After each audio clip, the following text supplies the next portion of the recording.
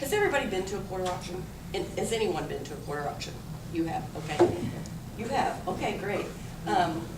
So what we do is, we have a group of vendors that follows us, okay? It could be, these are all home-based vendors, okay? People that are selling from their home, like Tupperware, Cincy, Mary Kay, 31 bags. I brought just a sample of what we have.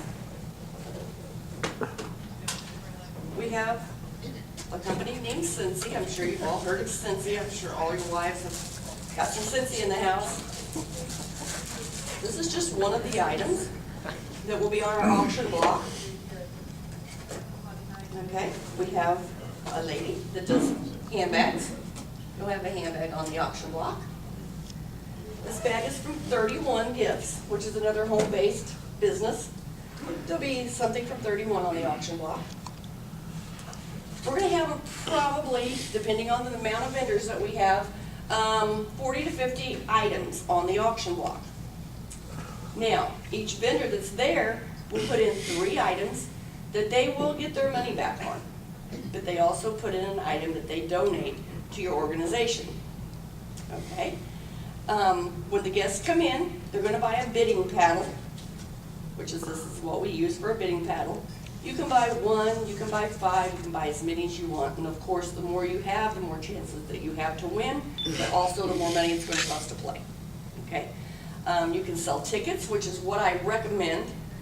Selling your tickets for 3 tickets or 3 paddles for $10. So when you come in, your guests are going to get 3 bidding paddles. Now they want to buy extra because maybe they really want something there in the auction, and they think, oh, I'll pay a lot for that. So they'll buy extra paddles.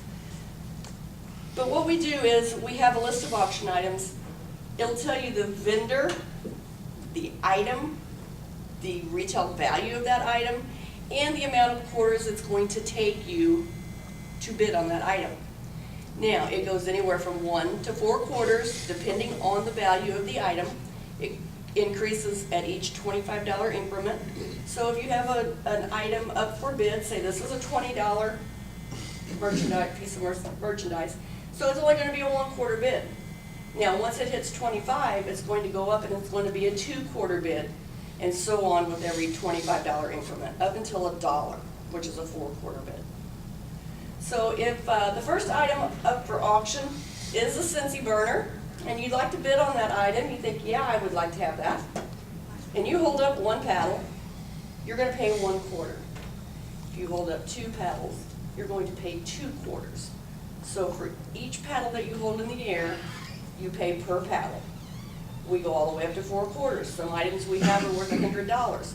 So, if you hold up 2, you're going to pay $2.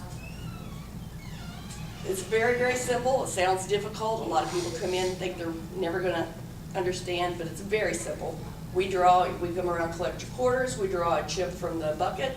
If that's your paddle number, you've won that prize. Okay? It's a great way to raise money and have fun at the same time. Now, I think the reason that Paul asked me to come here is because there's a lot of different ways to raise money, and they all include a lot of work, a lot of effort. But what our group does is we come in and we do the work for you. You would set up your venue, your date, time of your auction, and what you would decide to charge for your tickets.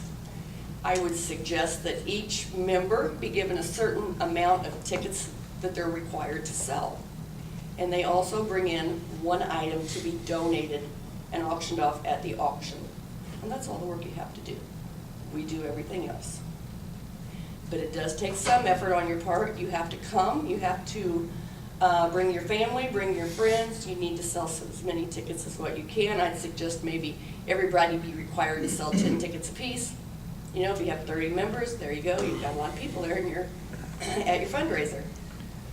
We'll need people to take money at the door from your organization, and maybe if you'd like to sell some raffle tickets or some 50-50 tickets, a couple people to do that. But other than that, that's all you do. We come in, I bring all the vendors, the home-based vendors with me. They all set up booths for cash and carry. They donate their items, and they do all the work for the evening.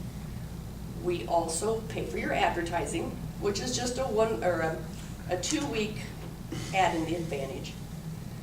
The vendors all pay a small fee to be in that auction, to be able to set up cash and carry, to be able to recruit for their teams, and maybe to book some home shows, this was brought about by a group of home-based businesses.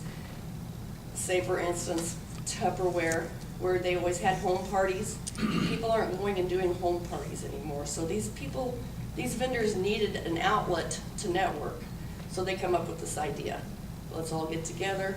Let's have, we'll all invite friends, and maybe we can get some bookings for some home shows, or we can recruit some people under us. That's how it all came about. It's working great. But then again, it's only going to be successful if you're going to put some effort into it. It's not going to take a lot on your part, but it does take some.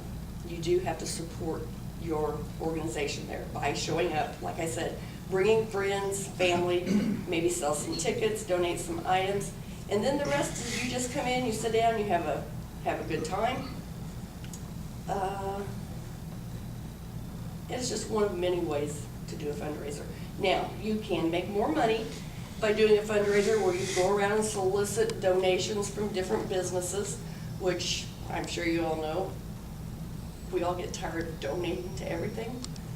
So the vendors is the better way to do it. But you can go around, solicit donations, and we can auction them off and not have any vendors. But when you do that, then you have to do the work yourself for the evening. So, there's different ways to go about doing it.